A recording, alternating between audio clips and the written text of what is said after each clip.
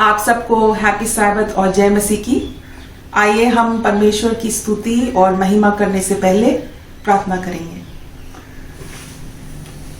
हमारे परमेश्वर पिता, हम आपको धन्यवाद और सारा स्तुति और महिमा देते हैं कि आप हमें भला चंगा रखा और ये साबत के अवसर दिया जहाँ परमेश्वर के लोग एकजुट होके आपका स्तुति और महिमा कर सकें। परमेश्वर पिता, हम ये साबत का प्रोग्राम आपके हाथ में समर्पण करते हैं कि जो भी प्रोग्राम अरेंज किया गया है आप अपनी आशीष से उसे भरपूर कर, हमारे पाप और गुनाह को क्षमा कर, क्योंकि हम इस छोटी सी विनती परमेश्वर यीशु मसीह के नाम से मांगते हैं, आमीन।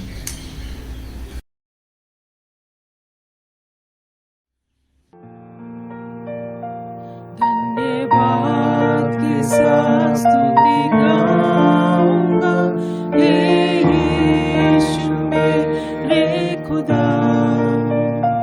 उपकार तेरे हैं बेशुमार, कोटि कोटि स्तुति धन्यवाद।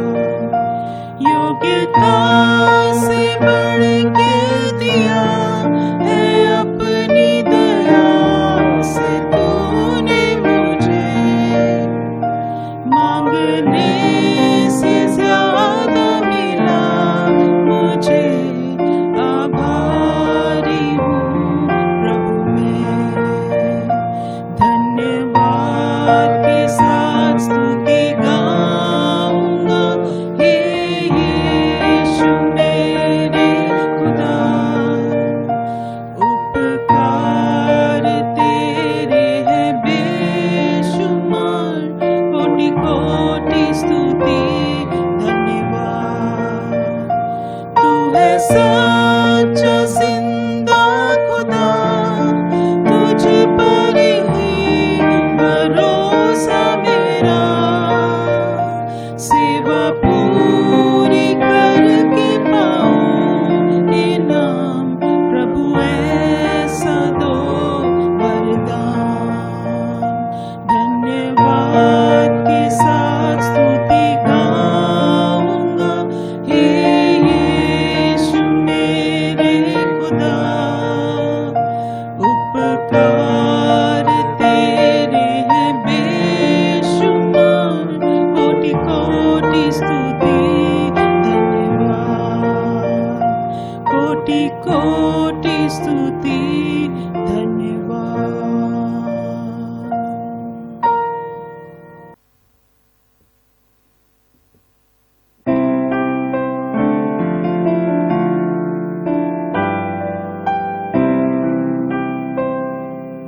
यीशु है मेरा धन्य निश्चय, मन में है देवता आनंद विजय। स्वर्ग का निवासी वारिस स्थान का, आत्मा से जन्मा खून खरीदा। ये कथा मेरी, ये मेरा गान, उसी का यश मैं करता बयान। ये कथा मेरी, ये मेरा गान, उसी का यश मैं करता बयान। क्रूस पर है मेरा पूरा विश्वास, अब मैं सुरक्षित हूँ उसके पास। प्रेम उसका देता मन को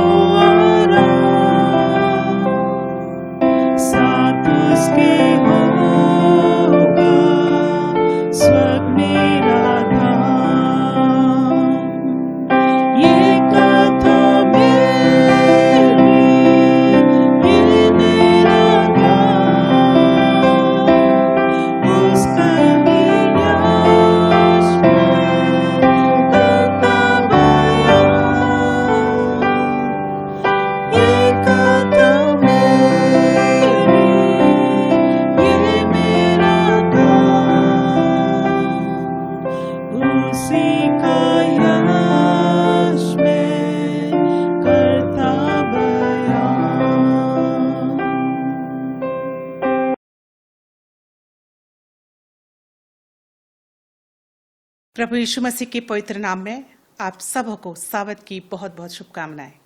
आज मैं आपके सामने मिशन रिपोर्ट लेकर आई हूं और इससे पहले कि आज की मैं मिशन रिपोर्ट आपके साथ शेयर करूं, मैं आपको बताना चाहती हूं कि हम 2020 के सेकेंड क्वार्टर में हैं और इस क्वार्टर में हमारे पास ट्रांस यूरोपियन डिवीजन से मिशन रिपोर्ट आई हुई है।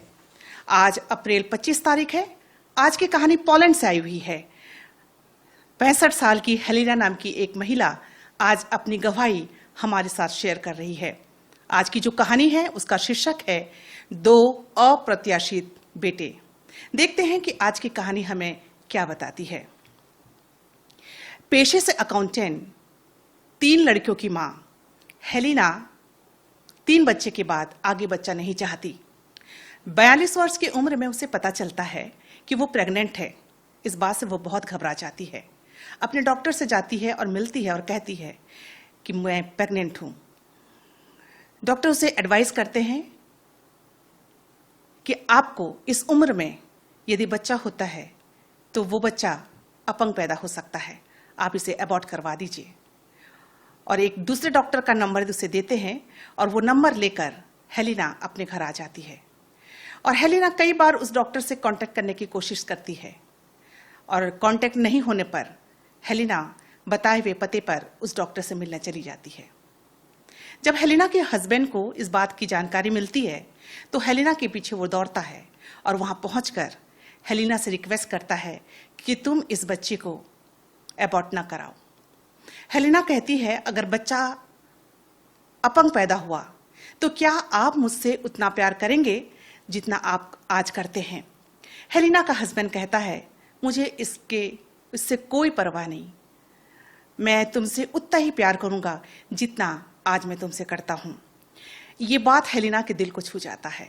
हेलिना अपना फैसला बदल देती है और हॉस्पिटल से अपने हस्बैंड के साथ अपने घर को वापस आ जाती है। और जब उसका दिन पूरा होता है तो उसे एक स्वस्थ बच्चा पैदा होता है और उस स्वस्थ बच्चे को देखकर हेलिना बहुत खुश होती है और परमेश्वर की जो आशीष है उसे महसूस करती है और कहती है कि लोग गलत हो सकते हैं, चाहे उनकी राय कितनी भी मजबूत क्यों न हो, परंतु यदि मेरा प्रभु चाहेगा तो वो अपनी योजनाओं को जरूर पूरा करेगा। और वो अपने बेटे का नाम एडम रखती है। हर बार जब वो अपने बच्चे को देखती थी, एक स्वस्थ बच्चा उसके गोदी पे रहता था, हमेशा परमेश्वर को धन्यवाद देती है और कहती है कि परमेश्वर ने मेरे लिए बड़े काम किए हैं।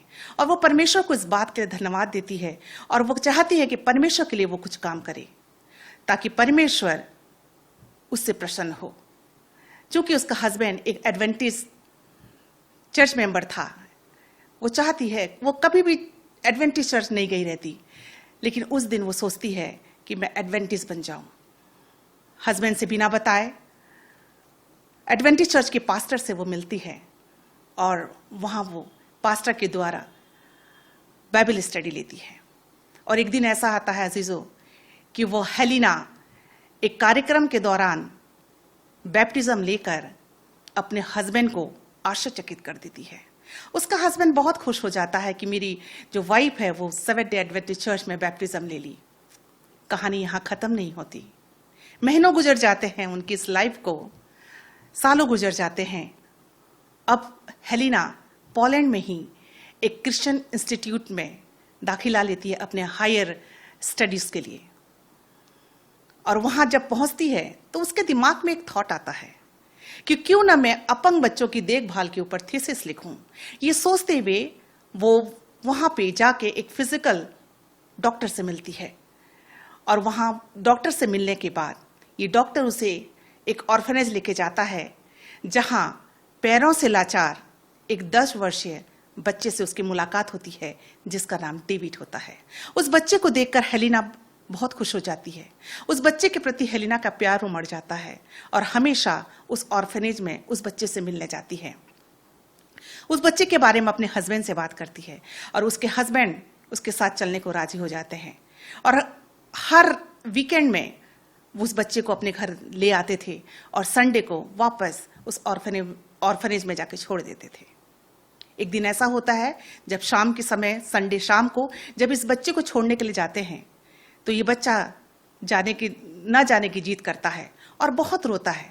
उसके इस रोने को देखकर हेलिना परेशान हो जाती है और उसे हमेशा हमेशा के लिए अपनाने का फैसला कर लेती है। वहां जाती है, अदालत में न्यायाधीश से मिलती है और इस बात के लिए उससे रिक्वेस्ट करती है। अदालत के न्यायाधीश से मंजूरी मिलते ही हेलिना उस बच्चे को अपने घर ले आती है और 2 जुलाई 2009 को डेविड उनके घर आ जाता है। घर आने के महीनों बाद उस डेविड के पैरों का ऑपरेशन होता है और यहाँ पे डॉक्टर को निराशा हाथ लगती है क्योंकि डेविड के पैर का ऑपरेशन सक्सेस नहीं हो पाता। बट हेलिना निराश नहीं होती, प्रार्थना करना नहीं छोड़ती, बल्कि कहती है, मेरा प्रभु असंभव को संभव में बदलने वाला प्रभु है। मेरा प्रभु अनहोनी को होनी में बदलने वाला प्रभु है। मेरा बेटा एक दिन जरूर चलेगा और उसका ऑपरेशन सक्सेस जरूर होगा। और दिन आता है, उसके और ऑपरेशन होते हैं और इस बार उसके 4 ऑपरेशन होने के बाद चारों ऑपरेशन सक्सेस हो जाते हैं। हेलिना बहुत खुश हो जाती है। आज डेविड 17 साल का है, वो चल सकता है और ईश्वर का एक जीवित गवाह है। और जब परिवार के साथ वो बाहर जाता है, लोग उसके इस आश्रम कर्म को देखकर लोग हेलिना और उसकी फैमिली से इसके बारे में पूछते हैं। और ये वो समय होता है जब हेलिना परमेश्वर के किए गए उपकारों को लोगों तक डेविड के माध्यम से बताती है। अजीजों, परमेश्वर हमारे जीवन में भी बड़े बड़े उपकार किए हैं। भजन संहिता 103 उसका 2 वचन में बाइबल हमें बताती है, हे मेरे मन, तू यहोवा को धन्य कर और उसके किसी भी उपकार को न भूलना। आइए हम परमेश्वर के उपकारों का एक अकाउंट बना लें, उसे भूले नहीं, परंतु अकाउंट बना के उसे जब जब देखेंगे परमेश्वर से अजीजों हम प्यार करने लगेंगे। आज डेविड परमेश्वर से प्यार करता है। परमेश्वर के वचन में से वो कई ऐसे बाइबल वर्ड्स हैं जिसे वो याद कर चुका है और कहता है कि मेरा सबसे फेवरेट जो वचन है वो है भजन संहिता 23 और उसका पहला वचन, यहोवा मेरा चरवाहा है, मुझे कोई घटी ना होगी। आज पोलैंड में कितने ऐसे लोग हैं जिनको हमारी आवश्यकता है। हम वहां पहुंच नहीं पाएंगे, लेकिन हमारी जो 2 बातें हैं वो वहां पहुंचेंगी। एक तो हम उनके लिए प्रार्थना करें और दूसरी बात, जब हम अपना दान डालते हैं तो वहां के लोगों को याद करके हम दान डालें। आज की जो कहानी है उसका निचोड़ ये है अजीजों, हमारे जीवन में भी कई बार विषम परिस्थितियां आ जाती है, हम परेशान हो जाते हैं, हम घबरा जाते हैं, लेकिन प्रभु के वचन में प्रभु यीशु मसीह हमसे कहते हैं, यूहन्ना 14:1 और पहला पतरस 5 उसका 7 में, तुम्हारा मन व्याकुल ना हो, तुम परमेश्वर पर विश्वास रखते हो, मुझ पर भी रखो और अपनी सारी चिंता मुझ पर डाल दो, क्योंकि मुझे तुम्हारा ध्यान है। अजीजों, आइए हम अपनी सारी चिंता परमेश्वर पर डालें और किसी भी प्रकार का चिंता न करें और हम हमेशा परमेश्वर की नजदीकी में अपने आप को रखें। खुदा बाप हम सबको आशीष दे जब हम अपने आप को परमेश्वर के लिए डेडिकेट करते हैं। Thank you. Have a blessed sabbath।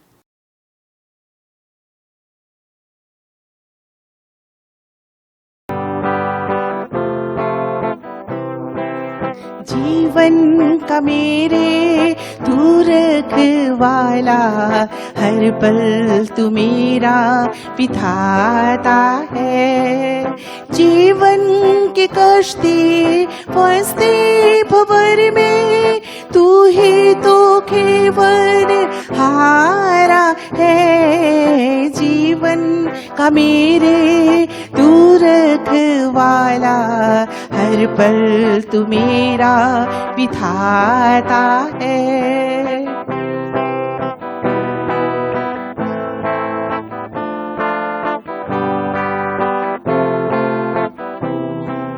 जीवन जब होता उदास, होते नहीं जब आती है तेरी आवाज, आ जाओ तुम मेरे पास। तेरे सहारे बिना होती है राहें वीरान, तेरे सहारे बिना होती है राहें वीरान। जीवन का मेरे तू रखवाला, हर पल तू मेरा विधाता है।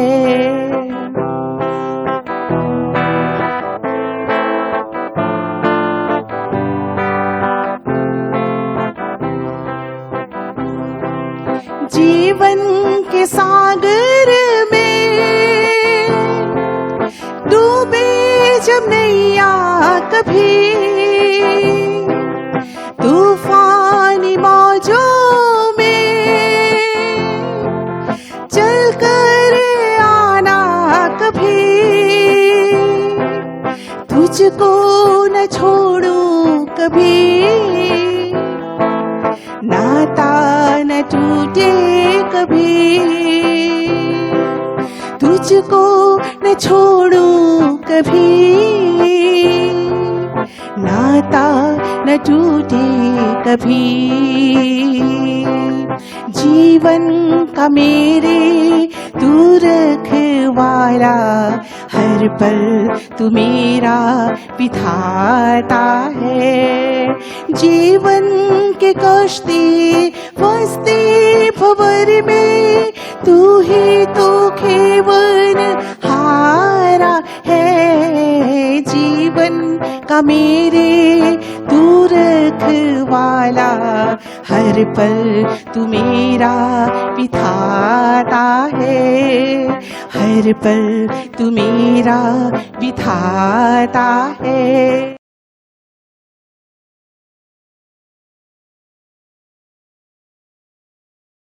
मैं आप सभी का स्वागत करता हूं आज के हमारे सब स्कूल पाठ के अध्ययन में। परमेश्वर पिता का धन्यवाद देते हैं कि परमेश्वर ने हमें एक और मौका दिया है कि हम और आप इस कोविड-19 के इस गंभीर वातावरण में भी जो है अपने अपने घरों में रहकर परमेश्वर की आराधना कर सकते हैं। और कितना ही सुअवसर है कि हम सब अपने अपने घरों में बैठकर भी परमेश्वर के इस पवित्र सब्त में परमेश्वर के सब स्कूल पाठ का भी अध्ययन कर सकते हैं।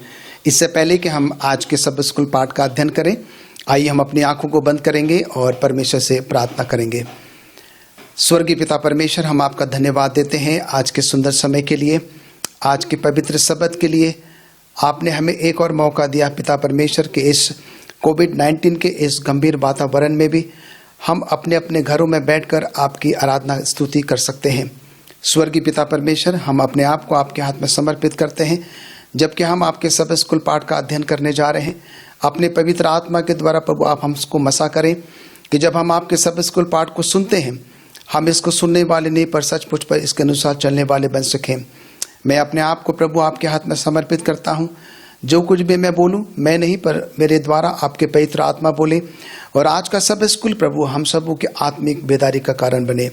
पुनः हम सब के सब अपने आप को आपके हाथ में समर्पित करते हैं। प्रभु यीशु मसीह के नाम से मांगते हैं, आमीन। हम 2020 के इस दूसरे त्रिमास में हैं और इस दूसरे त्रिमास के हम चौथे सब्त में हैं। और इस चौथे सब्त का हमारा जो शीर्षक है वो पवित्र शास्त्र की व्याख्या कैसे करें। इस पूरे त्रिमास में हम इस खास विषय पर जो है वो अध्ययन करेंगे और परमेश्वर से प्रार्थना करेंगे कि परमेश्वर हम सब की मदद करे कि जब हम इस खास विषय पर आराधना करते हैं, मनन करते हैं, अध्ययन करते हैं, परमेश्वर हमें और आपको इस सब स्कूल पाठ को समझने की शक्ति और सामर्थ दे। इससे पहले कि हम जो है आज के चौथे सब स्कूल पाठ में प्रवेश करें, मैं थोड़ा सा आपको जो है पिछले 3 सब्त में जो कुछ भी हमने अध्ययन किया है उसके बारे में बड़े संक्षेप में 1-2 वाक्यों में जो है मैं उसको दोहराना चाहूँगा। पहले सब्त में जो है हमने ये पढ़ा था कि बाइबल की विशिष्टता जो है वो क्या है, उसकी खासियत क्या है, उसका अनोखापन जो है वो क्या है। और उसमें हमने ये सीखा था कि परमेश्वर का ये जो पवित्र शास्त्र है जिसको कि मैं और आप बाइबल कहते हैं, जिसमें 66 किताबें हैं, इसको 2 भागों में जो है वो बांटा गया है। एक तो पुराना नियम जो कि यीशु मसीह के आने से पहले, दूसरा नया नियम जो कि यीशु मसीह के आने के बाद। पुराने नियम में जो है 39 किताबें हैं, नए नियम में 27 किताबें हैं। 40 लोगों ने जो है इस पवित्र शास्त्र को लिखा है और ये 40 लोग परमेश्वर की पवित्र आत्मा के द्वारा प्रेरणा पाकर जो है इन्होंने अलग अलग समयों पर अलग अलग स्थानों में जो है इस पवित्र शास्त्र को लिखा है। बताया जाता है कि इस पवित्र शास्त्र बाइबल को लिखने में 1500 लंबे साल लगे हैं और हम देखते हैं कि दुनिया की कोई ऐसी किताब नहीं है जिसको इतने लोगों ने लिखा, इतने सालों में जो है इसको पूरा किया गया। और ये पवित्र शास्त्र जो है मुझे और आपको जो है उस स्वर्गीय घर के लिए तैयार करती है। मुझे एक वाक्य याद आता है कि हम पास्टर लोगों ने एक कॉन्फ्रेंस जो है वो कलकत्ता में अटेंड करी थी और वहाँ पर अमेरिका से एक वक्ता आए थे और अपने संदेश के दौरान वो हमें ये बता रहे थे कि कितने बार आप बाइबल में से होकर गए हैं। हम लोगों ने अपना अपना जवाब उनके सामने रखा और कुछ समय के बाद उन्होंने एक और प्रश्न हमसे पूछा कि कितनी बार बाइबल आप में से होकर गई है। हम ये देख रहे थे कि जो वक्ता थे वो समझ पा रहे थे कि हम लोग बाइबल पढ़ते तो ज़रूर हैं पर हम बाइबल का मनन नहीं करते हैं, हम बाइबल का अध्ययन नहीं करते हैं। और वो हमें समझाने की कोशिश कर रहे थे कि बाइबल पढ़ना ही काफ़ी नहीं होगा, बाइबल में से जाना ही काफ़ी नहीं होगा, पर उससे कई गुना बेहतर ये होगा कि हम परमेश्वर के इस पवित्र शास्त्र बाइबल को जो है हमारे अंदर में से कम एक बार जाने की जो है वो अनुमति दे। अगर एक बार भी बाइबल हम में से और आप में से होकर चली जाती है, हमारे जीवन में एक बहुत बड़ा बदलाव, एक बहुत बड़ा परिवर्तन जो है वो आ जाता है।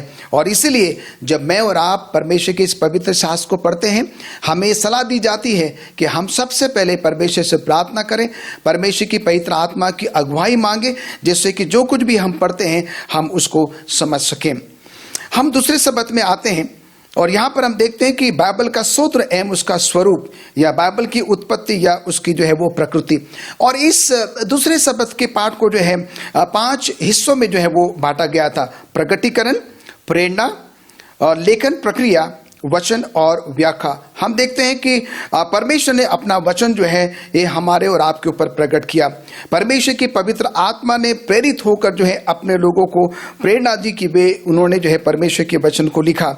उसके बाद परमेश्वर ने अपने भविष्यवक्ताओं से कहा कि ये लिख, और उसके बाद उसका वर्णन हम यिर्मयाह 30:2 में पाते हैं। और वचन के बारे में कहा जाता है, अगर हम पहला यूहन्ना 1:1 में पढ़ें तो आदि में वचन था, वचन परमेश्वर के साथ था और वचन परमेश्वर था। उसके बाद अगर हम परमेश्वर के इस पवित्र वचन का व्याख्या करते हैं तो हमें बताया जाता है कि हम परमेश्वर के वचन की तुलना जो है किसी भी और धर्म ग्रंथ के साथ या किसी भी पुस्तक के साथ जो है कदापि ना करें। तीसरे सबत में जब हम जाते हैं, हम देखते हैं जिसका शीर्षक था बाइबल के प्रति यीशु और प्रेरितों का दृष्टिकोण या नजरिया या सोच क्या थी। परमेश्वर ने हमें और आपको जो परमेश्वर का जो वचन दिया है, बताया जाता है कि जब यीशु मसीह दुनिया में थे, उनकी सेवकाई के समय में न्यू टेस्टमेंट या नया नियम की जो है वो शुरुआत भी नहीं हुई थी। और परमेश्वर ने पवित्र शास्त्र बाइबल को जो है वो अलग अलग रूपों में जो है उसने क्या किया, उसका इस्तेमाल किया, उसका उपयोग किया। अधिकार के रूप में, मार्गदर्शन के रूप में, संपूर्णता के रूप में, इतिहास के रूप में और वचन के रूप में। और अगर हम तीसरे सब स्कूल पाठ का जो हमने पिछले सप्ताह अध्ययन किया है, उसमें अगर हम एक खास बात पाते हैं और वो ये है कि शैतान ने जो है यीशु मसीह की 3 बार जो है वो परीक्षा ली है। हम सबको ये पता है कि यीशु मसीह ने जो है वो 40 दिन जब उपवास रखा था और शैतान को ये बात पता थी और शैतान ने ये मौका देखकर जो है यीशु मसीह की क्या करी, परीक्षा लेने की जो है वो सोची। और हम यहाँ पर देखते हैं कि शैतान ने जो है जब यीशु मसीह को वो लेकर आता है और उससे जो है वो 3 परीक्षाएं जो है वो लेने की योजना बनाता है। और उस समय हम यहाँ पर देखते हैं कि शैतान जानता है क्योंकि यीशु मसीह जो है वो बहुत भूखा है और इसलिए जो है उसके पास आकर वो कहता है कि मैं जानता हूँ कि तू भूखा है और इसलिए मैं चाहता हूँ कि तू क्या करे, इन पत्थरों से कहे कि ये क्या बन जाए, ये जो है वो रोटी बन जाए। और इसका वर्णन जो है हम मत्ती उसके 4 अध्याय के हम उसके 3 पद से जो है वो कहते हैं। और वो शैतान पर यीशु मसीह से कहता है, यदि तू परमेश्वर का पुत्र है तो कह दे कि ये पत्थर रोटियां बन जाएं। और उसके बाद हम देखते हैं कि यीशु ने उनको उत्तर दिया कि लिखा है, मनुष्य केवल रोटी ही से नहीं परंतु हर एक वचन जो परमेश्वर के मुख से निकलता है वो जीवित रहेगा। उसके बाद हम देखते हैं कि शैतान जो है जब वहाँ पर सफल नहीं होता है और शैतान यीशु मसीह की फिर दोबारा बार जो है परीक्षा लेता है, और तब इब्लीस जो कि शैतान कहलाता है वो उसे उस पवित्र नगर में लेकर जाता है और उसे मंदिर के कंगोरे पर खड़ा कर देता है और उससे ये कहता है, यदि तू परमेश्वर का पुत्र है तो अपने आप को नीचे गिरा दे, क्योंकि लिखा है वो तेरे विषय में अपने स्वर्गदूतों को आज्ञा देगा और वे तुझे हाथों हाथ उठा लेंगे, कहीं ऐसा ना हो कि तेरे पांव में पत्थर से ठेस लगे। क्योंकि पहली बार यीशु मसीह ने कहा था कि भाई लिखा है, और इसीलिए शैतान ने उसी बात को ध्यान में रखते हुए जो है जब उसने यीशु मसीह की दूसरी बार परीक्षा ली और वो कहता है कि तू क्या कर, क्योंकि तू अपने आप को परमेश्वर का पुत्र कहता है और इसीलिए तू ऊंचाई से अपने आप को नीचे गिरा दे, क्योंकि ये लिखा है तेरे विषय में कि तेरे परमेश्वर के स्वर्गदूत जो तुझे क्या करेंगे, आकर हाथों हाथ उठा लेंगे और तेरे पाँव में जो है वो ठेस नहीं लगेगी। और उसके बाद जब शैतान वहाँ भी सफल नहीं होता है तो वो यीशु मसीह को जो है एक ऐसे ऊंचे स्थान पर जो है वो लेकर जाता है जिसका वर्णन हम जो है वो 7वीं आयत में पढ़ते हैं। यीशु ने उससे कहा, यह भी लिखा है कि तू अपने प्रभु परमेश्वर की परीक्षा ना कर। फिर इब्लीस उसे एक बहुत ऊंचे पहाड़ पर लेकर गया और सारे जगत के राज और उसका वैभव दिखाकर उससे कहा, यदि तू गिरकर मुझे प्रणाम करे तो मैं ये सब कुछ तुझे दे दूंगा। तब यीशु ने उससे कहा, हे शैतान दूर हो जा, क्योंकि लिखा है तू प्रभु अपने परमेश्वर को प्रणाम कर और केवल उसी की उपासना कर। तो हम यहाँ पर देखते हैं कि शैतान ने जो है ये तीनों परीक्षाएं जब यीशु मसीह के सामने रखी और यीशु मसीह ने जो है वो यीशु मसीह उस परीक्षा में जो है वो सफल हो गया। अजीजों, कई बार हमारे और आपके जीवन में भी जो है इस प्रकार की जो है वो परीक्षाएं आती हैं। शैतान जो है उसके पास 2 ऐसे बड़े हथियार हैं। एक तो वो आपको जो है निराशा में डाल देता है और दूसरा जो है वो आपको इतना व्यस्त बना देता है कि कई बार आपके समझ में नहीं आता है कि भाई क्या करना और क्या नहीं करना है। और इसीलिए जब जब इस प्रकार की परीक्षाएं हमारे और आपके जीवन में आती है, मुझे और आपको बहुत ही सतर्क और सावधान रहने की जो है वो ज़रूरत है। और जिससे कि जब मैं और आप परमेश्वर के पवित्र शास्त्र को पढ़ें, मैं और आप जब उससे प्रार्थना करते हैं तो परमेश्वर हमारी मदद करता है कि हम परमेश्वर के वचन को और भी बेहतर तरीके से जो है वो समझ सकते हैं। तो आइए परमेश्वर हम सबों को आशीष दे और हमारी मदद करे कि इससे पहले कि हम जो है अपने आज के सब स्कूल पाठ जो कि चौथा पाठ है उसमें हम प्रवेश करें। आज के हम इस चौथे सब स्कूल पाठ में हैं। आज चौथे पाठ का जो शीर्षक है, बाइबल हमारे धर्मशास्त्र का आधिकारिक सूत्र। मैं चाहूँगा कि आप मेरे साथ अपनी बाइबल खोलें। ये जो याद वचन है जिसका वर्णन यशायाह नबी उसके 8वें अध्याय के 20वें पद में लिखा हुआ है। यहाँ पर इस प्रकार से लिखता है, व्यवस्था और चितौनियों की ही चर्चा किया करो, यदि वे लोग इन वचनों के अनुसार ना बोले तो निश्चय उनके लिए पाँव ना फटेगी। मैं एक बार और आपके सामने पढ़ना चाहूँगा, व्यवस्था और चितौनियों की ही चर्चा किया करो, यदि वे लोग इन वचनों के अनुसार ना बोले तो निश्चय उनके लिए पाँव ना फटेगी। यशायाह 8:20। इससे पहले कि हम आज के सब स्कूल पाठ में आगे बढ़ें, ये जो आयत है मुझे और आपको एक बहुत बड़ा संदेश देती है। आज के इस परिवेश में हम कई ऐसे वक्ताओं को सुनते हैं, परमेश्वर के दास दासियों को सुनते हैं, और हम ये चाहते हैं कि परमेश्वर का दास या दासी जो परमेश्वर के वचन में से बोल रहा है वो वही बातें बोले जो कि हमारे कानों को अच्छी लगे, वो वही बातें बोले जो कि हमको अच्छी लगे। वो नहीं चाहते कि वो कोई हमारी कमियों को निकाले। पर यहाँ पर परमेश्वर यशायाह नबी के द्वारा मुझे और आपको ये संदेश देना चाहता है, जो व्यक्ति परमेश्वर के वचन को पेश करता है, अगर वो व्यवस्था और चितौनियों को परमेश्वर के वचन के अनुसार जो है पर प्रस्तुत नहीं करता है, इसका मतलब ये है कि वो परमेश्वर के वचन में से नहीं बोल रहा है, और उसके लिए कहता है कि उसके लिए जो है वो पाँव नहीं फटेगी, और उसके लिए जो है वो एक बड़ी दुख की बात होगी। और हम देखते हैं कि आज का जो सब स्कूल पाठ है उसको जो है वो 5 भागों में जो है वो बांटा गया है। और ये 5 भाग जो है, जिसका पहला हिस्सा है परंपरा, दूसरा हिस्सा है अनुभव, तीसरा हिस्सा है संस्कृति, चौथा हिस्सा है विचार शक्ति और 5वां हिस्सा है बाइबल।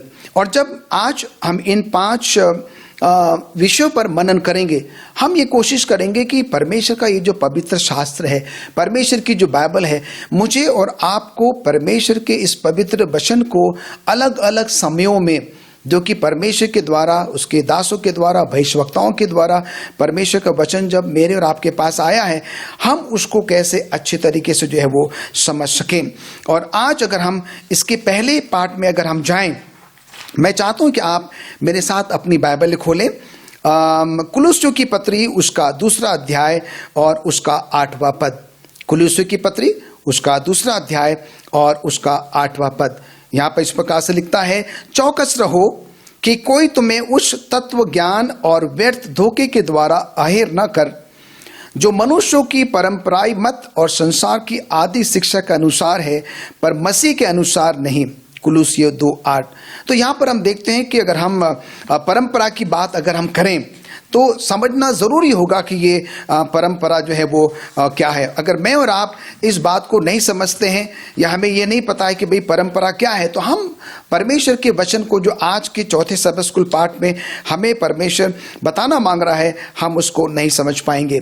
अगर हम परंपरा शब्द को परिभाषित करें तो इसकी जो परिभाषा है वो इस प्रकार से जाती है कि परंपरा जो एक ऐसे समय की या ऐसे अतीत से लेकर वर्तमान तक चली आ रही कोई ऐसी प्रथा, धारणा या कार्यशैली या दस्तूर है। और हम यहाँ पर देखते हैं कि जब मैं और आप परमेश्वर के इस पवित्र वचन को पढ़ते हैं, मुझे और आपको इस सलाह दी जाती है कि मुझे और आपको चौकस, सावधान, सचेत रहने की ज़रूरत है। अगर हम मत्ती 24 को पढ़ें तो वहाँ बताया जाता है कि यीशु मसीह की आमद से पहले ऐसे ऐसे लोग आएंगे और हमें बाइबल में से ही बताएंगे। अगर मैं और आप सतर्क नहीं है, सावधान नहीं है, चौकस नहीं है, तो मैं और आप क्या हो सकते हैं, हम भरमाए जा सकते हैं। और इसीलिए हम देखते हैं कि ऐसी परंपरा जो है पूर्वजों के समय से, हमारे बाप दादों के समय से जो है वो चली आ रही है। और कई ऐसी चीज़ें हैं जो आज भी हमारे अपनी कलीसिया में जो है वो प्रवेश कर गई है। और कई बार हमारे ही अपने लोग जो है कुछ ऐसी परंपराओं को लेकर जो है क्या होता है कि वो परमेश्वर के वचन को जो है वो अलग थलग करने की जो है वो कोशिश करते हैं। ये आज का जो संदेश है मुझे और आपको ये बताना चाहता है कि मुझे और आपको बहुत ही सतर्क और सावधान रहने की ज़रूरत है। हमें कोई भी ऐसी परंपरा, कोई भी ऐसी बात या कोई भी ऐसा विषय जो है परमेश्वर के पवित्र वचन के ऊपर जो है आने नहीं देना है। कोई व्यक्ति भी अगर हमें इन सब बातों को हमारे चर्चेस में, कलीसिया में अगर लाता है तो हमें और आपको जो है उन्हें बताने की, समझाने की जो है वो ज़रूरत है। ये तमाम जो परंपराएं हैं मुझे और आपको क्या करती है, अपने उन बाप दादाओं को, अपने लोगों को जो है जो कुछ भी उन्होंने हमें बताया है, सिखाया है, समझाया है, उसी बातों को जो है हम अपने परिवारों में, हम अपनी कलीसिया में क्या करते हैं, हम उतारते हैं। और इसीलिए हमें इन सब बातों को जो है वो ध्यान में रखने की ज़रूरत है। और हम देखते हैं कि कई ऐसे भी चीज़ें हैं कि ये परंपराओं का हमारे जीवन में, हमारे परिवार के जीवन में, हमारी कलीसिया के जीवन में जो है बड़ा बुरा प्रभाव डालता है। ये कौन कौन सी चीज़ें हैं? विश्वास में हम कई बार ऐसे झूठे तत्वों को जो है क्या कर देते हैं, अंधविश्वास का सहारा लेकर जो है वो लोगों के सामने हम परोस देते हैं, और जो कि हमें और आपको परमेश्वर के उस पवित्र शास्त्र से जो है वो दूर कर देती है। और इसलिए भाइयों बहनों, जब भी हम अपने चर्च कलीसिया में होते हैं, अपने परिवार में होते हैं, अपने समाज में होते हैं, जब हम परमेश्वर के वचन को पढ़ते हैं तो आइए जब हम उन सब परंपराओं का ध्यान रखते हैं, इस बात का भी हम ध्यान रखें कि ये सारी परंपराएं जो है हमें परमेश्वर के वचन से दूर लेकर ना जाएं। हम जो है अगले पार्ट में आते हैं जो कि अनुभव है। और हम यहाँ पर देखते हैं कि अगर हम याद करें कि जब से हमने इस दुनिया में जन्म लिया है और तब से लेकर व्यक्तिगत जीवन में, हमारे पारिवारिक जीवन में, हमारे कलीसिया जीवन में ऐसे बहुत सारे उतार और चढ़ाव जो है हमारे और आपके जीवन में आए हैं। बहुत सारे अच्छे अनुभव जो है हमने अनुभव किए हैं, बहुत सारे ऐसे कटु अनुभव जो है हमने अपने जीवन में आते हुए जो है वो देखे। इसके लिए हम इससे आगे बढ़े। आइए मैं चाहता हूं कि आप अपनी बाइबल खोलें, गलातियों 4 उसका 15वां पद। यहाँ पर लिखता है, तो वो तुम्हारा आनंद मनाना कहाँ गया, मैं तुम्हारा गवाह हूं कि यदि हो सकता तो तुम अपनी आंखें भी निकाल कर मुझे दे देते। हमने और आपने कई बार ऐसे अनुभव अपने जीवन में किए हैं। कई बार ऐसे दुख, तकलीफ, मुसीबत, बीमारियां, परेशानियां, संकट या क्लेश आ जाते हैं और तब मैं और आप परमेश्वर से प्रश्न कर बैठते हैं कि प्रभु ये मेरे साथ ही ऐसा क्यों हो रहा है, मेरे पत्नी के साथ, मेरे पति के साथ, मेरे बच्चों के साथ, मेरे बुजुर्ग माता पिता के साथ, मेरे कलीसिया के साथ ही क्यों ऐसा हो रहा है। कई बार हम जो है परमेश्वर के वचन में वो जो आयत लिखी हुई है रोमियो 8:28 में कि जो कुछ भी हमारे और आपके साथ घटता है उसमें मेरे और आपके लिए भलाई ही उत्पन्न होती है। मैं और आप सिर्फ अपने वर्तमान को देखते हैं, पर परमेश्वर जो है हमारे आने वाले भविष्य को जो है वो जानता है। परमेश्वर हमारे अतीत को जानता है, परमेश्वर हमारे वर्तमान को जानता है, परमेश्वर हमारे आने वाले भविष्य को भी जो है वो जानता है। और इसलिए अजीजों, जब कभी भी ऐसे कटु अनुभव हमारे जीवन में आते हैं, आइए हम निराश ना हो, हताश ना हो, परेशान ना हो, सिर्फ और सिर्फ परमेश्वर पर भरोसा रखें। परमेश्वर के पवित्र शास्त्र में लिखा है कि क्या ही धन्य है वो मनुष्य जो सिर्फ और सिर्फ परमेश्वर पर भरोसा रखता है, और वो व्यक्ति जो कि सांसारिक व्यक्ति पर, सांसारिक ताकतों पर भरोसा रखता है, उसे जो है वो श्रापित कहा गया है। और इसलिए हमारे और आपके जीवन में कई ऐसे उतार और चढ़ाव आ सकते हैं, कई ऐसे कटु अनुभव आ सकते हैं। उस दौरान भी मुझे और आपको सिर्फ और सिर्फ प्रभु पर भरोसा रखने की जरूरत है, परमेश्वर के वचन पर भरोसा रखने की जरूरत है, क्योंकि परमेश्वर के वचन में लिखा हुआ है कि वो हमें और आपको कभी भी जो है वो लज्जित होने नहीं देगा, कभी भी हमारे और आपके सहन से ज्यादा दुख हमें वो आपको नहीं देगा। हम उसके तीसरे हिस्से में आते हैं जिसका कि शीर्षक है संस्कृति। अगर हम संस्कृति को जो है परिभाषित करें तो यहाँ पर इसकी परिभाषा इस प्रकार से दी जाती है, संस्कृति किसी समाज या देश की प्रथा, विचारधाराओं, विश्वासों आदि के संबंध में बातचीत करती है। कहने का तात्पर्य यहाँ पर यह है कि आज जब हम एक समाज में रहते हैं, हम कई बार ऐसे संस्कृति में जो है वो फंस जाते हैं। और इससे पहले कि हम इसमें और आगे बढ़े, मैं चाहता हूं कि आप अपनी बाइबलें खोलें, पहला यूहन्ना उसका 2 अध्याय और उसका 16वां पद। पहला यूहन्ना उसका 2 अध्याय और उसका 16वां पद, जहां पर इस प्रकार से लिखता है, क्योंकि जो कुछ संसार में है अर्थात शरीर की अभिलाषा और आंखों की अभिलाषा और जीविका का घमंड, वो पिता की ओर से नहीं परंतु संसार की ही ओर से है। तो यहां पर यह बड़ा साफ हो जाता है कि जब मैं और आप इस संस्कृति में रहते हैं, कई ऐसी चीजें होती है जो कि हमें परमेश्वर से दूर लेकर जाती है, हमें संसारिक आकर्षण की तरफ जो है वो लेकर जाती है, और कई बार हम और आप जो है उसके तरफ जो है वो आकर्षित हो जाते हैं और परमेश्वर से जो है वो दूर चले जाते हैं। एक अच्छी संस्कृति जो है उसका अनुसरण करना, उसके पीछे चलना, उसको अपनाना कोई गलत बात नहीं है। अक्सर हम देखते हैं कि आज के परिवेश में हम जो भारतीय लोग हैं, हम पश्चिमी जो है वो संस्कृति का ज़्यादा अनुसरण करते हैं। उनका पहनना ओढ़ना, उनकी बातचीत, उनका रहन सहन, उनका सब कुछ जो है हम क्या करते हैं, अपनाने की कोशिश करते हैं। पर परमेश्वर का वचन मुझे और आपको ये सलाह देता है कि हम जब संस्कृति को अपनाते हैं तो हम इस बात का पूरा ध्यान रखें कि वो संस्कृति जो है मुझे और आपको परमेश्वर के वचन से जो है वो दूर लेकर ना जाएं। और कई बार हम देखते हैं कि उन संस्कृतियों को जो है बनाए रखने के लिए हम परमेश्वर के वचन में से क्या करते हैं, कुछ घटा देते हैं, कुछ बढ़ा देते हैं। अगर हम प्रकाशित वाक्य को पढ़ेंगे, उसके 22वें अध्याय में अगर हम जाएंगे तो वहां पर साफ साफ लिखा हुआ है, हमें कोई अधिकार नहीं है कि हम क्या करें, परमेश्वर के वचन में से कुछ घटाएं या फिर कुछ जोड़ें। अगर मैं और आप अपनी संस्कृति को बनाए रखना चाहते हैं, ये सोचकर कि मैं और आप परमेश्वर के वचन में से कुछ घटा सकते हैं, कुछ बढ़ा सकते हैं, तो मुझे और आपको सावधान सचेत रहने की जो है वो जरूरत है। हम अगले विषय में जाएंगे जिसका शीर्षक है विचार शक्ति। और इसके लिए मैं चाहता हूं कि आप अपनी बाइबलें खोलें, 2 कुरिन्थियों उसका 10वां अध्याय और उसकी 5वीं आयत, जहां पर इस प्रकार से लिखता है, सो हम कल्पनाओं को और हर एक ऊंची बात को जो परमेश्वर की पहचान के विरुद्ध में उठती है खंडन करते हैं, और हर एक भावना को कैद करके मसीह का आज्ञाकारी बना देते हैं। यह बहुत ही जरूरी है। जब मैं और आप अपनी इच्छा शक्ति के बारे में बात करते हैं। और ये इच्छा शक्ति जो है, चुनने की शक्ति, परमेश्वर ने मुझे और आपको एक उपहार के तौर पर जो है वो दी है। पर अब मुझ पर और आप पर निर्भर करता है कि मैं इस इच्छा शक्ति का जो है वो कैसे इस्तेमाल या उपयोग मैं करता हूं।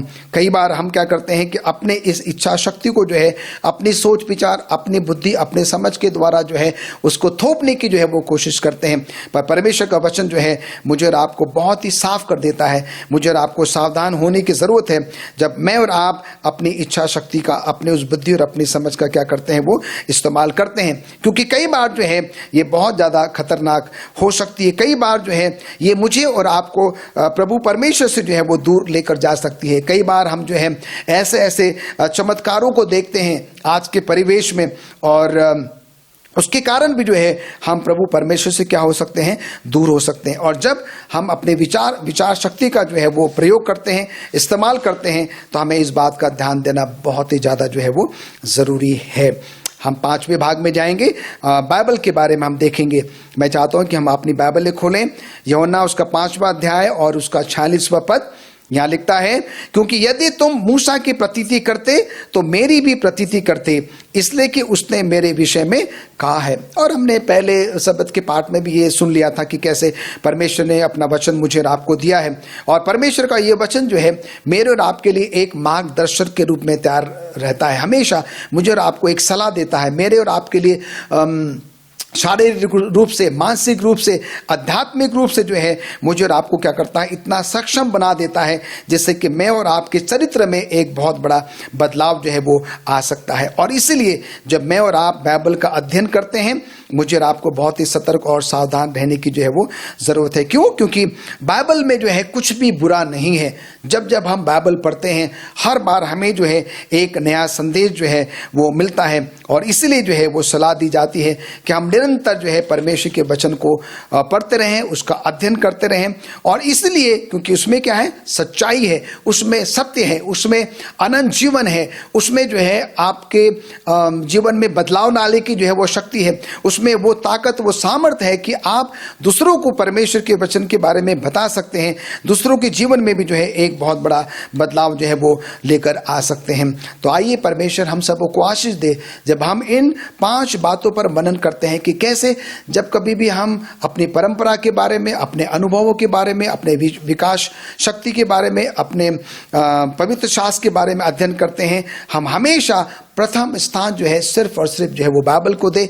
और जब हम ऐसा करेंगे तो परमेश्वर मुझे और आपको बहुत बहुत आशीष देगा। परमेश्वर हम सबको आशीष दे।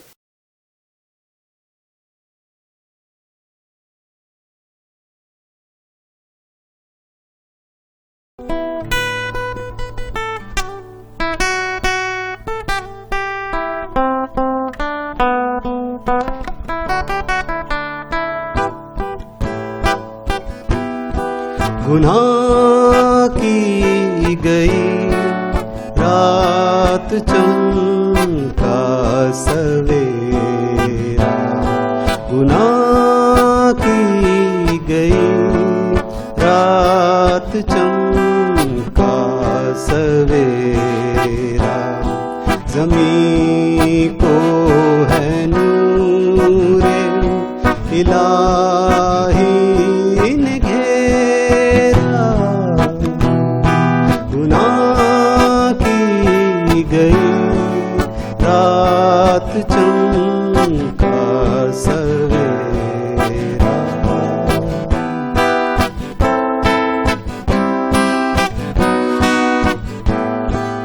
टूटा बंद कब्र का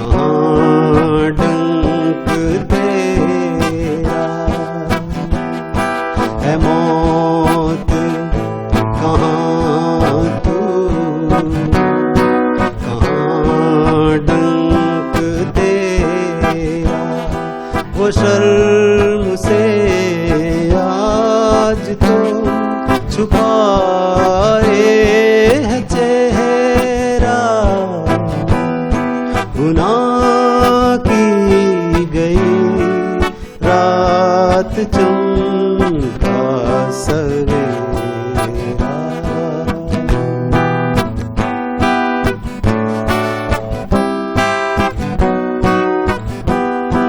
शिकस्ते अजल से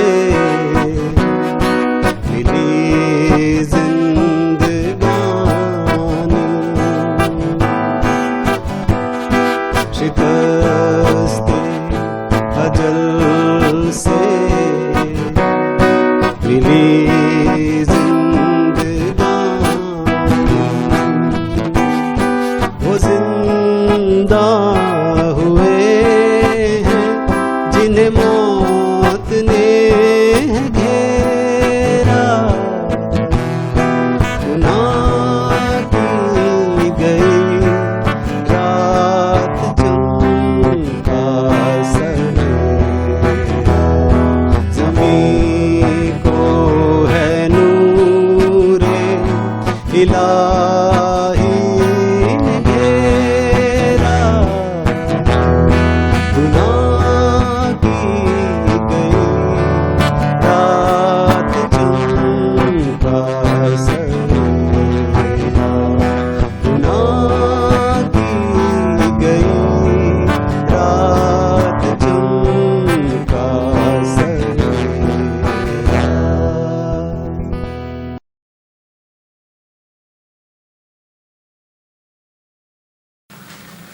शबात शालोम। आप सबको आज का दिन मुबारक हो।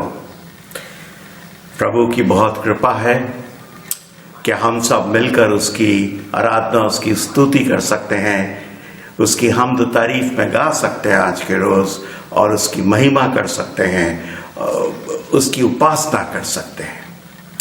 आज पहली बार है कि मैं दिल्ली कलीसिया के सामने खड़ा हूं और प्रभु का वचन आपके सामने बांट रहा हूं। ये मैं अपने लिए सौभाग्य समझता हूं। And I thank God for the opportunity which has been granted to me. मुझे मालूम है आप सब मुझको देख सकते हैं, लेकिन मैं आपको नहीं देख सकता। ये टेक्नोलॉजी का कमाल है। अगर आप सबको कोई देख रहा है तो इस समय आपका प्रभु जो आसमान में बैठा है वो देख रहा है। लेकिन हम सब एक साथ हैं और उसकी महिमा कर रहे हैं। We must thank God for the technology that he has provided to us. खुदा आप सबको बरकत दे। और जब आप लोग इस क्वारंटीन में हैं तो आप सबको बरकत मिले। बहुत से लोग हैं जो इस क्वारंटीन से परेशान हो गए हैं। बहुत से लोग हैं जो बोर हो गए और बाहर निकलना मांगते हैं। लेकिन अजीजों, सरकार ने हमारी भलाई के लिए ये लॉकडाउन किया है और हम सबको अपने घरों में रहने के लिए कहा है। देखिए, क्वारंटीन एक ऐसा वर्ड है जो लैटिन लैंग्वेज से आता है और ये उस जमाने में ये वेनिशियन ओरिजिन का है। वेनिशियन डायलेक्ट से ये वर्ड आया है। और उस जमाने जब शिप्स 2 साल 3 साल हाई सीज पर रहते थे, वापस लौट कर आते थे, डॉकिंग करते थे, तो उनको क्वारंटीन किया जाता था। क्वारंटीन का एग्जैक्ट मतलब अगर आप देखेंगे तो वो है 40 डेज, 40 दिन। और इसका एग्जैक्ट वर्ड है क्वारेंटा जियोर्नी। क्वारेंटा जियोर्नी इटालियन वर्ड है, लेकिन इसका ओरिजिन लैटिन में जाता है और हम देखते हैं ये 40 दिन के लिए काम में आता है। और 40 दिन तक उन शिप्स को क्वारंटीन किया जाता था ताकि उनकी जितनी भी अंदर बीमारियां हैं, सारे रोडेंट्स हैं, वो सब मार दिए जाएं। 40 का फिगर बाइबल में एक बड़ा इंपॉर्टेंट फिगर है। अगर आप देखें तो नूह के जमाने में 40 दिन वर्षा हुई, 40 डेज। मूसा के बारे में लें तो मूसा 40 साल फेरो के पैलेस में रहा और 40 साल बाद उससे वो मर्डर हो गया और वो फिर भागा और मिदियान के इलाके में चला गया और 40 साल मिदियान के इलाके में रहा। सब 40 है। हम देखते हैं 40 दिन मूसा सिनाई पर्वत के ऊपर रहा। हम देखते हैं 40 दिन तक वो जासूसों ने मुल्क कनान की जासूसी करी 40 दिन तक। इज़राइल 40 दिन तक जंगल बयाबान के अंदर घूमता रहा, 40 साल तक। तो 40 का फिगर जो आप देखते हैं बड़ा इंपॉर्टेंट है और बहुत बिब्लिकल है। और मेरे पास एक बड़ी लंबी फहरिस्त है। अगर 40 को हम देखें तो प्रभु यीशु मसीह ने 40 रोज तक कुछ खाया नहीं था अपनी मिनिस्ट्री पहले शुरू करने से पहले। 40 रोज तक प्रभु यीशु मसीह अपने पुनरुत्थान के बाद, अपने रेजरेक्शन के बाद अपने चेलों के साथ रहे थे। 40 रोज तक यूना ने निनवा शहर में प्रचार किया था। देखिए 40 अगर आप देखते चले जाए बहुत सी चीजें 40 से जुड़ी हुई मिलेंगी। और मैं सोचता हूं अगर आप मेरे साथ चलें, मूसा जब मिस्र देश में गया और मिस्र देश में खुदा ने उसको भेजा कि तू जा और मेरे लोगों को निकाल के लेकर आ, तो हम देखते हैं कि वो वहां गया और बहुत हिचकिचा रहा था, लेकिन खुदा ने अपनी हठधर्मी नहीं छोड़ी और बोला नहीं तुझे जाना पड़ेगा, और वो गया। और उसका भाई हारून जो उससे बड़ा था वो उसके साथ था। और हम देखते हैं कि फिरौन के सामने मूसा खड़ा है और फिरौन से उसने कहा कि प्रभु ये चाहता है कि तू उसके लोगों को भेज दे ताकि वो जंगल में जाए और उसकी उपासना करें। फिरौन ने कहा मैं कौन सा खुदा है, क्या है, मैं उसको नहीं जानता।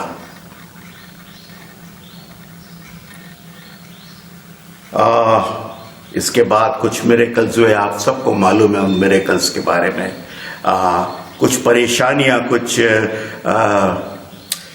कुछ विपत्तियां मिस्र देश पर आई। और सबसे पहले तो उन्होंने हारून ने अपना आसा फेंका जमीन के ऊपर और वो सांप बन गया। तो मैं सोचता हूं कि वो फिरौन ने बड़े कड़वी मुस्कुराहट भरते हुए और अपनी भौहें ऊपर चढ़ाते हुए अपने जादूगरों और पंडितों और तांत्रिकों के सामने देखा। उन लोगों ने अपनी लाठियां फेंकी और वो सब सांप में तब्दील हो गई।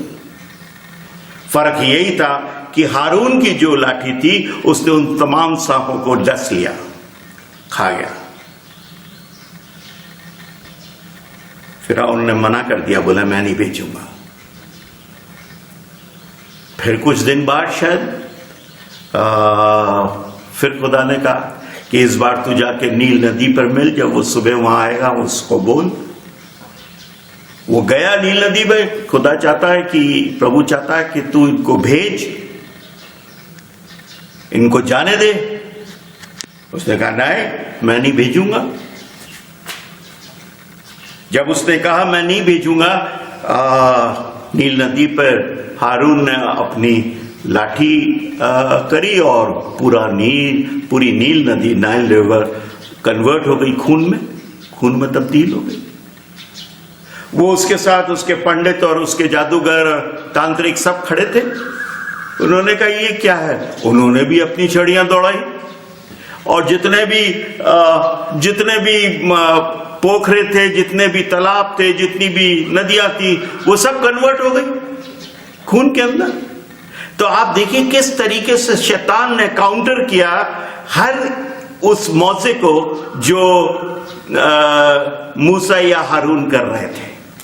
और मैं जहां तक सोचता हूं कि मूसा ने जरूर खुदा से शिकायत करी थी, ये क्या कि मैंने फेंका और वो सांप बन गया, तेरा करिश्मा था, लेकिन तेरे करिश्मे के साथ वो भी करिश्मा कर रहा है और वैसे ही करिश्मा कर रहा है। लेकिन अजीजों, खुदा की सोच हमारी सोच से बहुत ऊंची है। उसकी राहें हमारी राहों से बहुत ऊंची है। फिर आया मेंढकों का। कुछ दिन बाद शायद उसने मेंढक बुला लिए खुदा के कहने से, और पूरे मिस्र देश में मेंढक ही मेंढक, मेंढक ही मेंढक। वो फिरौन के पैलेस में मेंढक, उसके सिटिंग रूम में शायद मेंढक, उसके दरबार में मेंढक, उसके बेडरूम में मेंढक, उसके किचन में मेंढक, उसके आटा गूंदने के थाली में मेंढक। और नहीं सिर्फ फिरौन के, लेकिन तमाम मिस्र देश के जितने भी हाई ऑफिशियल्स थे, सबके घरों के अंदर मेंढक घुस गए। हम देखते हैं वो तांत्रिक और वो पंडित लोग आए, उन्होंने भी मेंढक बुला लिए। और मैं इमेजिन कर सकता हूं, क्योंकि उन लोगों ने जो मेंढक बुलाए और इधर हारून और मूसा ने जो मेंढक नाइल में से निकाले, उनमें कोई फर्क होगा, या तो वो छोटे होंगे, वरना मालूम क्या चलता है ये मेंढक हारून और मूसा ने मंगाया और ये पंडितों ने इन मेंढकों को निकाला है, मालूम नहीं चलता। लेकिन कोई डिफरेंस होगा, वो मेंढक भी आ गए। शायद फिर मूसा गया होगा खुदा के पास कि ये तो फिर काउंटर हो गया, लेकिन प्रभु ने मेंढकों से उनको नजात दी, सारे मिस्र देश को नजात दी। इसके बाद हम देखते हैं कि उसका दिल नहीं पिघला, और दिल नहीं पिघला और उसने फिर मना कर दिया कि नहीं, मैं किसी को यहां से जाने नहीं दूंगा। बल्कि उसने अपना जो कहते हैं बोझ, जो वो ईंटें बनाते थे, उन लोगों को, ईंटें तो वो बनाते थे, उनसे ये कहा कि अब तुम जाओगे और ईंटों के लिए घास भी तुम ही खोद के लाओगे, और ईंटें जितनी तुम बना रहे हो उतनी ईंटें बननी चाहिए। ये क्रूएल्टी और उनके साथ हो गई थी। तब मूसा गया, प्रभु से बात करी कि ये क्यों हो रहा है। हम देखते हैं, अगर आप जो चौथी विपदा थी, विपदा अब शुरू होती है। देखें, पहले 3 तो करिश्मे थे जो खुदा ने उनके सामने किए, विपदा अब शुरू होती है। और ये विपदा क्या थी कि एक मक्खी जो डंक मारती है और जिससे खुजली चलती है और सूजन हो जाती है जिसमें, वो आएगी। बोले ये मक्खियां आएंगी, इनका झुंड आएगा। लेकिन एक फर्क कर दिया खुदावंद ने। फर्क क्या कर दिया, मैं आपके सामने पढ़ रहा हूं 8 बाब की 22वीं आयत। उस दिन मैं गोशेन देश को, जिसमें मेरी प्रजा रहती है, अलग करूंगा और उसमें डांसों के झुंड ना होंगे, जिससे तू जान ले कि पृथ्वी के बीच मैं ही यहोवा हूं। मैं डांसों को भेजूंगा, वो डंक मारेंगी, वो तुम्हें परेशान करेंगी। लेकिन प्रभु ने एक दीवार खड़ी कर दी मिस्रियों के बीच में और इज़राइलिट्स के बीच में, इज़राइलियों के बीच में।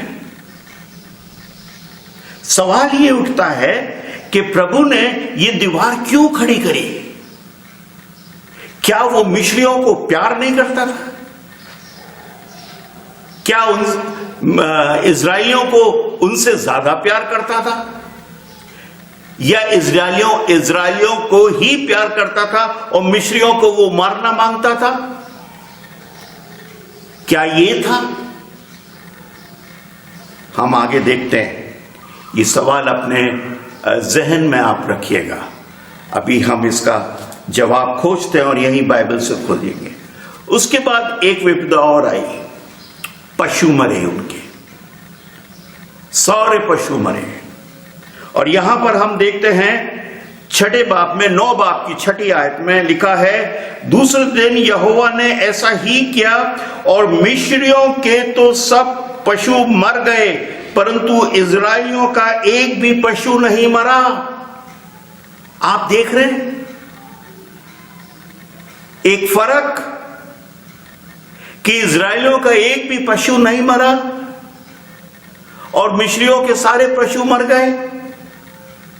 और आगे चलें, हम थोड़ा जल्दी चलेंगे क्योंकि हमारे पास टाइम कम है।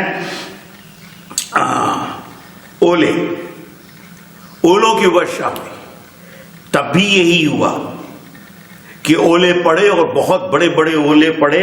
यहां पे लिखा है जो ओले गिरते थे उनके साथ आग भी मिली हुई थी, और वे ओले इतने भारी थे कि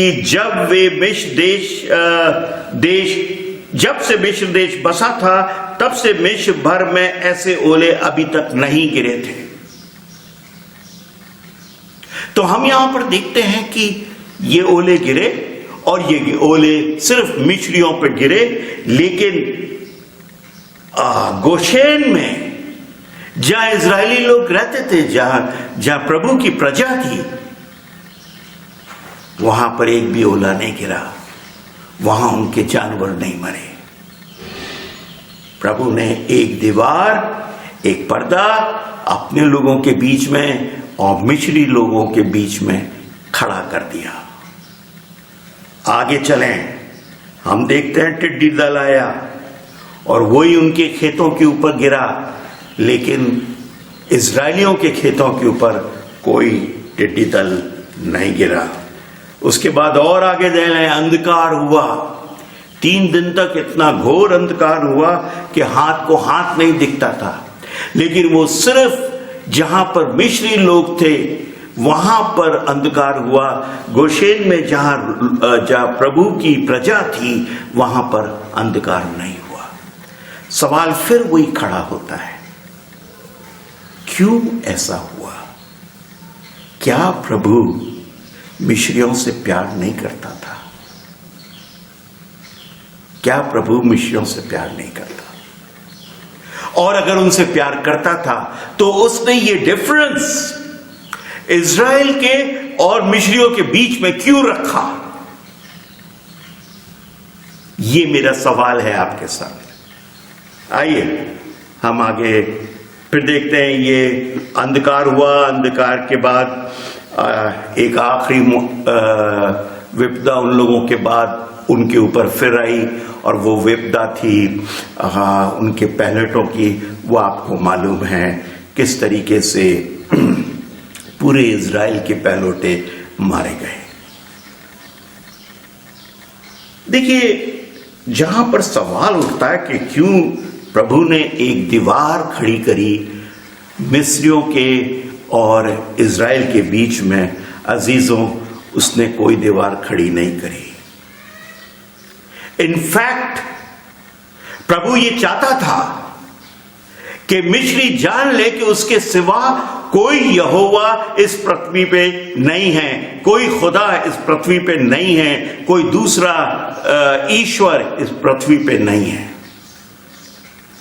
मिस्री लोग बहुत सारी देवी देवताओं की पूजा करते थे, खासतौर से वो सूरज की पूजा करते थे। और हम देखते हैं कि प्रभु उनका मन फिराना मांगता था। और ये आयत मैं आपके सामने पढ़ना मांगता हूं, और ये मैं पढ़ रहा हूं 9 बाब और उसकी 9 बाब की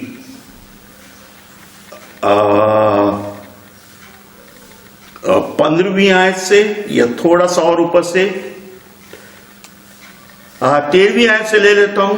फिर यहोवा ने मूसा से कहा, सवेरे उठकर फिरौन के सामने खड़ा हो और उससे कहा, इब्रानियों का परमेश्वर यहोवा इस प्रकार कहता है, मेरी प्रजा के लोगों को जाने दे कि वे मेरी उपासना करें, नहीं तो अब की बार मैं तुझ पर और तेरे कर्मचारियों पर और तेरी प्रजा पर सब प्रकार की विपत्तियां लाऊंगा। जाने दे, वरना मैं विपत्तियां लाऊंगा, जिससे, अब देखिए इसको नोट करिएगा, जिससे तू जान ले कि सारी पृथ्वी पर मेरे तुल्य कोई दूसरा नहीं है। प्रभु फिरौन को यह बताना मांगता था कि प्रभु, कि मैं ईश्वर सिर्फ मैं हूं, केवल मैं ईश्वर हूं, मेरे अलावा कोई ईश्वर नहीं है। अगर वो विपत्तियां उनके ऊपर आ रही थी और इजरायलियों पे नहीं आ रही थी, उसकी एक ही वजह थी, प्रभु उनको बताना मांग रहा था कि मेरे अलावा कोई दूसरा ईश्वर नहीं है, कोई दूसरा खुदा नहीं है। आगे सुनिए वो क्या कहता है। वो कहता है जिससे तू जान ले कि सारी पृथ्वी पर मेरे तुल्य कोई दूसरा नहीं है। मैंने तो अभी हाथ बढ़ाकर तुझे और तेरी प्रजा को मरी से मारा होता, अभी तक मैंने तुझे खत्म कर दिया होता, मरी से मार दिया होता। आगे सुनिए, और पृथ्वी पर तेरा सत्यानाश हो गया होता। ऑफ, खुदावंद क्या कह रहा है, सुनिए इस बात को, कि मैं तुझको खत्म कर देता, इस पृथ्वी से तेरा नामो निशान मिटा देता, तेरा नेस और नाबूद कर देता तुझको, बिल्कुल अभी तक मैंने तुझे ये कर दिया होता। लेकिन 16वीं आयत कहती है, परंतु सचमुच मैंने इसी कारण तुझे बनाए रखा है कि तुझे अपनी सामर्थ्य दिखाऊं और अपना नाम सारी पृथ्वी पर प्रसिद्ध करूं। तेरे द्वारा मैं पूरी पृथ्वी को, उस जमाने में देखिए मिस्र देश, जब ये जो बात चल रही है, ये करीब आज से 4000 साल पहले की होगी, 4000 साल से ज्यादा की होगी, हमें एग्जैक्ट नहीं मालूम, लेकिन हम अंदाजे से कहते हैं हिस्ट्री में ये आज से 4000 साल पहले की बात। उस समय मिस्र देश पूरे वर्ल्ड में, देन नोन वर्ल्ड जो था, उसमें सबसे पावरफुल और सबसे अमीर देश था। जब फिरौन निकला है इजरायलियों को वापस लाने के लिए, और जब वो समुद्र रेड सी से गुजर रहा था, उस समय जब वो मारे गए, उसके पास, या बाइबल में रिकॉर्डेड है, 600 ऐसे रथ थे जो फिरौन के अपने खुद के रथ थे। उसमें उसके जो सेनापति थे और उसके दूसरे आर्मी के दूसरे जो, वो उन रथों की कोई गिनती नहीं है, सिर्फ फिरौन के रथों की गिनती है। 600 रथ थे। किसे कहते हैं अब आप देखें, आज दिल्ली शहर के अंदर मैं सोचता हूं 600 कारों को आप लगा दीजिए, कितने किलोमीटर लंबी लाइन लग जाएगी। 600 रथ की बात ये यहां पर कर रहा है। वो कह रहा है, परंतु तू सचमुच में इसी कारण मुझे बनाए, परंतु सचमुच में मैंने इसी कारण तुझे बनाए रखा है कि तुझे अपनी सामर्थ दिखाऊं और अपना नाम सारी पृथ्वी पर प्रसिद्ध करूं। देखिए यहां पे वर्ड प्रसिद्ध आया है, जो कि मैं सोचता हूं राइट ट्रांसलेशन नहीं है। आप इंग्लिश में जाइए तो वहां कहता है, I wanted my name to be proclaimed through you. Now proclamation has an authority where you speak for someone with an authority। ये प्रसिद्ध होना तो वो अंग्रेजी में अगर आप ट्रांसलेट करेंगे तो फेमस होना है, तो ये राइट ट्रांसलेशन मैं नहीं सोचता ये है। लेकिन प्रभु ने चाहा कि फेरो के द्वारा, फिरौन के द्वारा वो तमाम पृथ्वी पर अपना नाम फैलाए, सारे पृथ्वी के लोगों को मालूम चले कि सिवाय प्रभु के कोई ईश्वर नहीं है, सिवाय प्रभु के कोई दूसरा खुदा नहीं है जो इस दुनिया का खुदा हो। कितनी बड़ी बात वो चाहता था। वो चाहता था कि दुनिया को मालूम चले मिस्र देश से मिस्र देश से उसने नफरत नहीं करी। मिस्र से क्यों नफरत करे? अजीजों, मैं चाहता हूं आप कंपेयर करें इसी चीज को या इस थॉट को जो हम आज डिस्कस कर रहे हैं यूहन्ना 3:16 से। क्योंकि परमेश्वर ने जगत से ऐसा प्रेम किया कि उसने अपना इकलौता बेटा बख्श दिया, ताकि जो कोई उस पर ईमान लाए, जो कोई उस पर विश्वास करे, वो हलाक ना हो, वो नष्ट ना हो, लेकिन हमेशा की जिंदगी को पाए, अनंत जीवन पाए। जब उसने कहा चूंकि परमेश्वर ने जगत से ऐसा, तो क्या जगत में मिस्री नहीं आते? जगत में मिस्री भी आते हैं। वो मिस्रियों से उतना ही प्रेम करता था, वो उतना ही प्रेम करता था जितना इजराइलियों से करता था।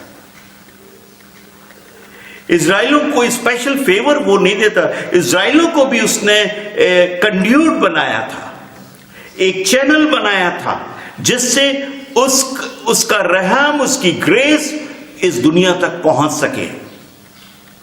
अब वो फेल हुए अपने उस काम में, वो बात अलग है, लेकिन इजराइलियों को भी चुनने का, एक स्पेशल कौम बनाने का मकसद यही था। मकसद ये था क्योंकि उनकी कौम में से प्रभु यीशु मसीह को आना था।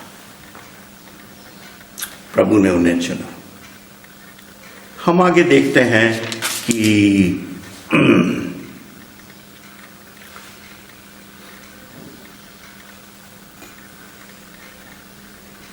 हम आगे देखते हैं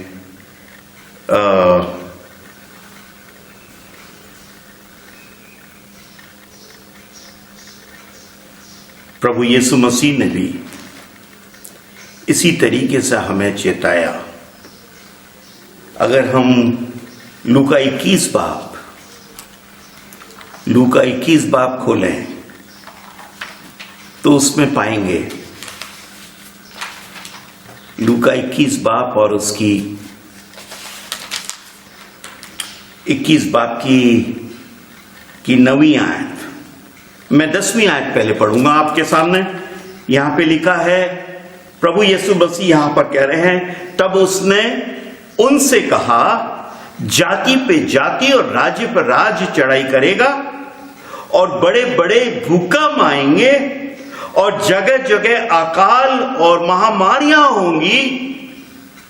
जगह जगह अकाल और महामारियां होंगी और आकाश से भयंकर बातें और बड़े बड़े चिन्ह प्रकट होंगे। अजीजों, बड़े बड़े अकाल, भूकंप, महामारी, मैंने आज तक, जब से मैं पैदा हुआ हूं, मैंने ऐसी महामारी कभी नहीं सुनी, नहीं कभी देखी। महामारी जरूर हुई। बिहार में बहुत सी दफे हम सुनते थे किसी तरीके की कोई बीमारी है जो चल रही है, या हिंदुस्तान के किसी पार्ट में सुनते थे। हमने महामारियों के बारे में सुना, बाइबल में रिकॉर्ड भी है ऐसी महामारियों का। इंग्लैंड में महामारी हुई और भी महामारियां हुई, लेकिन अजीजों, इस तरीके की महामारी जो दुनिया के एक कोने से लेकर दूसरे कोने तक फैली हुई हो, ये फर्स्ट टाइम हमारे सामने आई है। कोई देश ऐसा नहीं बचा जहां पे कोरोना वायरस ना हो। प्रभु कहता है आखिरी के दिनों में ऐसा होगा कि हर जगह अकाल पड़ेंगे और महामारियां होंगी।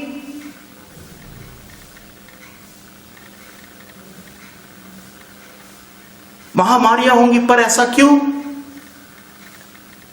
अब देखें, भूकंप के बारे में आप देखते हैं, मैं ऐसे ही बैठा हुआ था, गूगल कर रहा था, मैंने गूगल किया। गूगल में पास्ट रिकॉर्ड तो इतना नहीं है भूकंपों का, लेकिन 2019 से लेके 2015 तक का रिकॉर्ड उन्होंने बताया है। और 2019 से लेके 2015 तक 10,000 भूकंप इस दुनिया के अंदर आए, जो 6.5 से ऊपर थे रिचर स्केल के ऊपर। अजीजों, 9, 9.5 स्केल के ऊपर होगा, 9, 9.5 के ऊपर पूरा दिल्ली तहस नहस ग्राउंड पर आ जाएगा अगर 9.5 रिचर स्केल के ऊपर हुआ। हम देखते हैं कि ऐसे भूकंप आए और इसका एवरेज अगर आप लें तो हर चौथे दिन 10,000 का एवरेज लें आप 1900 से लेके 2015 तक, तो हर चौथे दिन एक भूकंप जो 6.5 से ऊपर था रिचर्ड स्केल, आखिरी दिनों में होगा। अब सवाल ये उठता है कि प्रभु आ रहा है, अपनी दुल्हन को लेने आ रहा है, कलीसिया को लेने आ रहा है। तो जब दूल्हा आता है और दुल्हन को लेने आता है तो वो तो बैंड बाजे के साथ और ढोल के साथ और नाचता गाता आना चाहिए, उसके बाराती नाचते गाते आने चाहिए।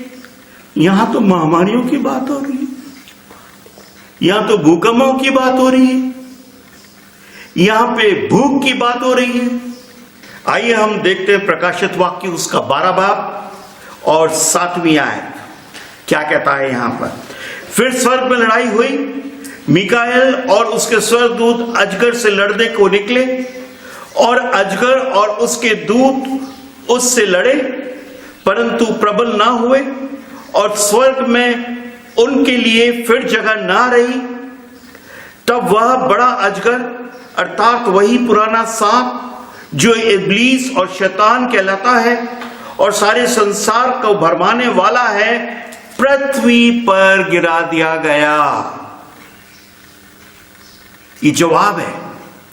मैंने आपसे सवाल किया था, दूल्हा अपनी दुल्हन को लेने आ रहा है तो ये महामारियां क्यों, ये अर्थक्वेक क्यों, ये बीमारियां क्यों, ये राज पे राज्यों की चढ़ाइयां क्यों, ये लड़ाई झगड़े क्यों, ये मैंने आपसे सवाल किया था।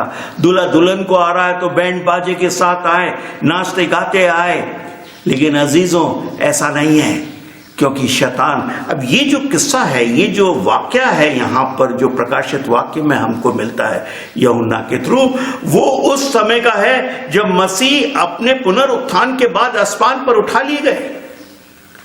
और जब वो आसमान पर उठा लिए गए तो शैतान भी पहुंच गया और उस समय ये लड़ाई हुई और हमेशा के लिए शैतान को आसमान से निकाल देगा। इससे पहले शैतान आसमान में जाता रहता था, खुदावंद के सामने अपने आप को पेश करता रहता है। हम अय्यूब की किताब में उसका जिक्र देखते हैं, लेकिन अब परमानेंटली वो निकाल दिया गया है।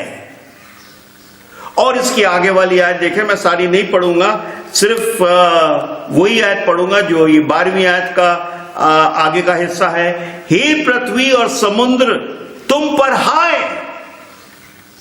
कौन कह रहा है?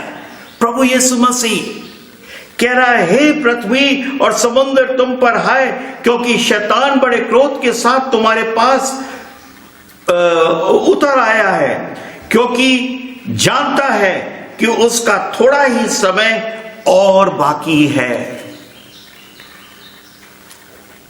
अजीजों, शैतान अपने समय को जानता है। His time is running out, he is counting, the countdown का शुरू हो गया। वो जीरो किसी भी समय आ सकता है। वो अपना हाशरा जानता है, वो जानता है कि मैं मरूंगा, मेरे सारे साथी, मेरे सारे दूत मेरे साथ मरेंगे और हमेशा हमेशा हमेशा के लिए मरेंगे, उनका वजूद खत्म हो जाएगा। लेकिन हमारे लिए एक प्रॉमिस है, जब ये तमाम आफतें आएंगी, जब ये सारी विपत्तियां आएंगी, जब हमारे ऊपर इस दुनिया के ऊपर कठिनाइयां होंगी, इस तरीके की महामारी आएगी। आइए डैनियल नबी क्या कहता है, हम यहां खोल के देखते हैं कि डैनियल नबी क्या कहता है। डैनियल 12 बाब और उसकी पहली और दूसरी आयत मैं आपके सामने पढ़ूंगा। वो यहां पे कहता, उसी समय मिकाएल नामक बड़ा प्रधान जो तेरे भाई जाति भाइयों का पक्ष करने को खड़ा रहता है, वह उठेगा, वो अपने सिंहासन से उठेगा। अभी वो जजमेंट सीट पे बैठा है, वो उठेगा और वो कह रहा है, तब ऐसे संकट का समय होगा जैसे किसी जाति के उत्पन्न होने के समय से लेकर अब तक कभी ना हुआ। अजीजों, बहुत डिफिकल्ट टाइम्स आएंगे। अभी तो कुछ भी नहीं है, कोरोना वायरस कुछ भी नहीं है। इससे बहुत बड़े बड़े डिफिकल्ट टाइम्स आएंगे जो आपको मेरे को सबको फेस करने होंगे, लेकिन वायदा क्या है, और हमें खुदा का शुक्र अदा करना चाहिए इस वायदे के लिए। लेकिन परंतु इस समय तेरे लोग में से जितनों के नाम परमेश्वर की पुस्तक में लिखे हैं वे बच निकलेंगे। Oh what a consolation, what a promise to us who are the followers of Jesus Christ। वो लोग जिनके नाम जीवन की पुस्तक में लिखे गए हैं, क्या एश्योरेंस हमको यहां पे मिलती है, कितना बड़ा वायदा प्रभु यीशु मसीह ने आपसे मेरे से किया है कि हमारा कुछ नहीं होगा, हम सब बच निकलेंगे क्योंकि हमारा नाम जीवन की पुस्तक में है। अजीजों, प्रभु आपको बरकत दे, आपका विश्वास इसमें बढ़ता चला जाए, और ये कोरोना वायरस क्वारंटाइन, देखिए मैंने 40 दिन की बात करी, अगर आप मार्च 25 से काउंट करना शुरू कर दीजिए तो मई 3 तक एग्जैक्टली 40 दिन होते हैं, एग्जैक्टली 40 दिन। प्रभु का कोई प्रोग्राम है, प्रभु का कोई पर्पस है, शायद वो आपको अपने तरफ बुलाना मांगता है। आइए अपने आप को तैयार करें, आइए अपने दिलों को उसको दें, आइए अपने घुटनों पे गिरें, ज़्यादा से ज़्यादा समय उसके साथ गुजार सकें, अपने फैमिलीज के साथ गुजार सकें, ताकि आप, मैं और हम सब तैयार पाए जाए उस दिन के लिए जिस दिन वो आसमान के बादलों पर होगा और हम कहेंगे हमारा खुदा है जिसकी हम राह देखते हैं। खुदा आपको बरकत दे। Happy Sabbath to you.